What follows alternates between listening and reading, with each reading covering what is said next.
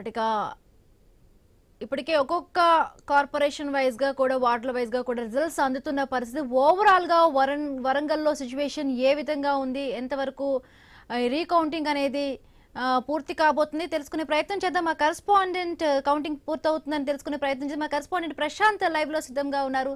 ప్రశాంత్, ఏంటి ఓవరాల్ గా వరంగల్లో సిచ్యువేషన్ ఏంటి, ఎంతవరకు కూడా ఈ కౌంటింగ్ పూర్తయ్యే ప్రక్రియ అవ్వచ్చు? కొన్ని చోట్ల ఇప్పటికైతే పూర్తి అయిపోయింది. సుమారు ఉమ్మడి వరంగల్ జిల్లాలో 12 మున్సిపాలిటీలకు గాను ఇప్పటికే 8 మున్సిపాలిటీలలో ఫలితాలు పూర్తిగా వెలువడ్డాయి. అక్కడ 2 చోట్ల హంగు వస్తే మిగతా ఒక చోట తొర్రూరులో బీఆర్ఎస్ కైవసం చేసుకుంది.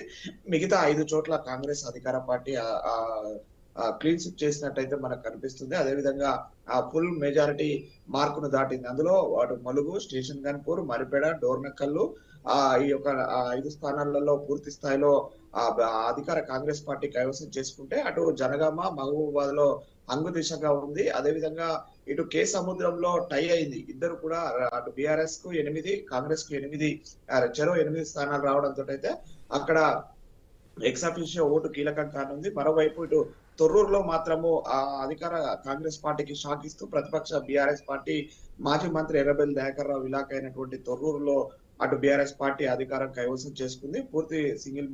పూర్తి మెజారిటీ సాధించి చైర్మన్ గిరిని అయితే అందుకునే అవకాశం కనిపిస్తుంది. మిగతా కాడ వర్ధన్నపేటలో, పరకాలలో మాత్రము మొదటి రౌండ్ లోనే అభ్యర్థులు కొంత అటు పోటాపోటీ ఓట్లు రావడంతో అయితే అభ్యర్థుల కంప్లైంట్ల మీద మాత్రము రెండు దఫాలుగా రీకౌంటింగ్ చేయడంతో అక్కడ ఫలితాలు మందకొడిగా స్లోగా అవుతున్నాయి. అక్కడ 2 చోట్ల కూడా అటు బీఆర్ఎస్, కాంగ్రెస్, బీజేపీలు పోటాపోటీ త్రిముఖ పోరు ఉండడంతో ప్రతి ఒక్క అభ్యర్థి కంప్లైంట్ మీద ప్రతిసారి కూడా 2 సార్లు రీకౌంటింగ్ చేసిన పరిస్థితి. దాని కారణంగా కొంత ఆలస్యంగా వస్తున్నాయి. అదేవిధంగా భూపాలపల్లిలో కూడా కొంత ఆలస్యంగా ఫలితాలు అయితే వస్తున్నాయి. ఈ 4 చోట్ల ఫలితాలు ఏ విధంగా ఉండనున్నాయి అనేది అయితే చూసినట్లయితే కొంత అధికార కాంగ్రెస్ పార్టీకి ఫ్లెక్సింగ్ కనిపిస్తున్నప్పటికీ కూడా ఒక వర్ధన్నపేటలో మాత్రం బీఆర్ఎస్ పార్టీ అటు సింగిల్ లార్జెస్ట్ గా అయితే గనక అక్కడ బీజేపీ ఒకటి, ఇండిపెండెంట్ ఒకటి ఇప్పటి వరకు గెలిచాయి.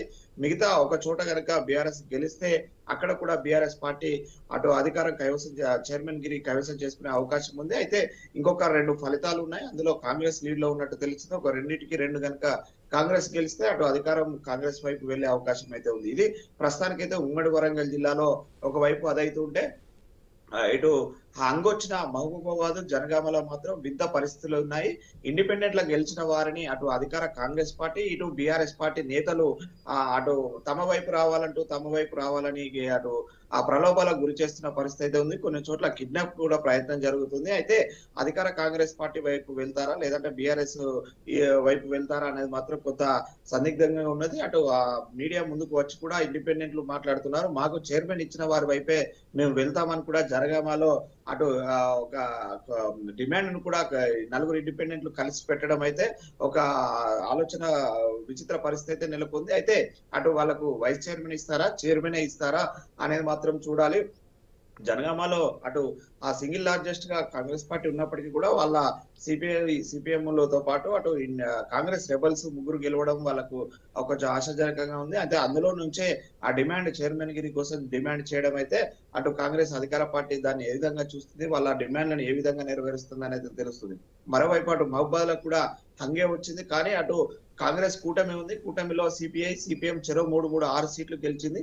ఇండిపెండెంట్లు కూడా 4 గెలిచాయి. 10 సీట్లు మావే అంటూ కూడా అటు అధికార కాంగ్రెస్ పార్టీ అటు చైర్మన్ మాదే అంటూ కూడా ప్రకటించడం అటు చూస్తున్నాము. కానీ ఆ బీఆర్ఎస్ పార్టీ మాత్రం మాకు కూడా ఆ బలం ఉంది, మేము కూడా ఖచ్చితంగా అక్కడ బల నిరూపణ చేసుకునే ప్రయత్నం చేస్తామంటూ కూడా ఇండిపెండెంట్లు తమ వైపు వస్తారనే ఆశాభావం వ్యక్తం చేస్తున్నారు. ఈ 2 చోట్ల హంగు రావడంతో అయితే అక్కడ ఇండిపెండెంట్లకు డిమాండ్ పెరిగింది. దాంతో అయితే వాళ్ళ గిరాకీ ప్రకారం అయితే అటు వాళ్ళ 2 పార్టీల ముందట వాళ్ళ డిమాండ్ పెడుతున్న పరిస్థితి అయితే ఉంది.